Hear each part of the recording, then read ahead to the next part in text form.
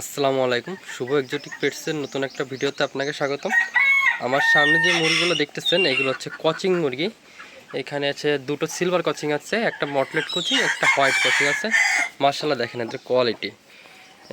মুরগি তো নয়, যেন মনে হয় যেন একটা ফুটবল, আসলে একেবারে গোল। মানে যত মুরগি আছে সাধারণত এত গোল মুরগি সাধারণত কোনো মুরগি হয় না আসলে, কচিং ছাড়া।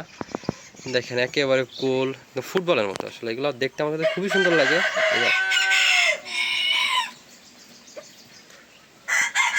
কোচিংয়ের মার্কেট মূলত আগের থেকে অনেকটা কমে গেছে, তারপরে আমি স্মৃতি হিসাবে তো ধরে রাখছি এখন পর্যন্ত আমার খামারে। আর এই কারণে আসলে তিন কালারের তিন প্রজাতির কোচিংটা আমি একসাথে রেখে দিয়েছি। এদের বাচ্চা সেভাবে অ্যাভেলেবল বাচ্চা নাই, কারণ একটা দুইটা ফিমেলে ডিম দেয়, সেভাবে বাচ্চা ওদের আসলে সেভাবে হয় না। মাশাআল্লাহ আমি আসলে যে স্মৃতি হিসাবে ধরে রাখার জন্য এদের খামারে আমি এখনও রেখে দিয়েছি।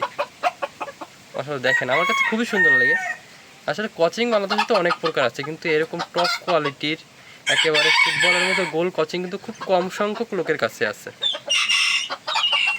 দেখলে একেবারে মন ভরে যায়। আসলে শৌখিন মুরগি যত ধরনের বৈশিষ্ট্য থাকা দরকার এদের ভিতরে কিন্তু মাশাআল্লাহ সব ধরনের বৈশিষ্ট্যই আছে। দেখেন একেবারে ফুটবলের মতো গোল গোল, পায়ে লোম ভরা, আর মাথার তাজটাও কত সুন্দর। আমার কাছে খুবই ভালো লাগে এদের আসলে।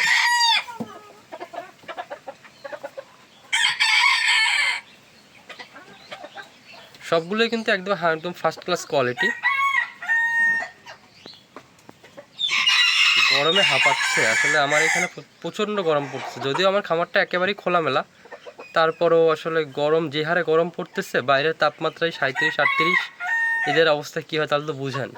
তারপর আমার যত ধরনের সেফটি নেওয়া যায়, আমার খামারের উপর প্রিফোম দেওয়া আছে, তারপরে হচ্ছে ফ্যানের ব্যবস্থা করা আছে, তারপরে মুরগিগুলো আসলে এভাবে হাঁপায়, কিছু করার নাই আসলে। গরম যে হারে গরম পড়তেছে, আর মুরগিগুলো আর সুস্থ রাখাটাই অনেক বড় চ্যালেঞ্জ।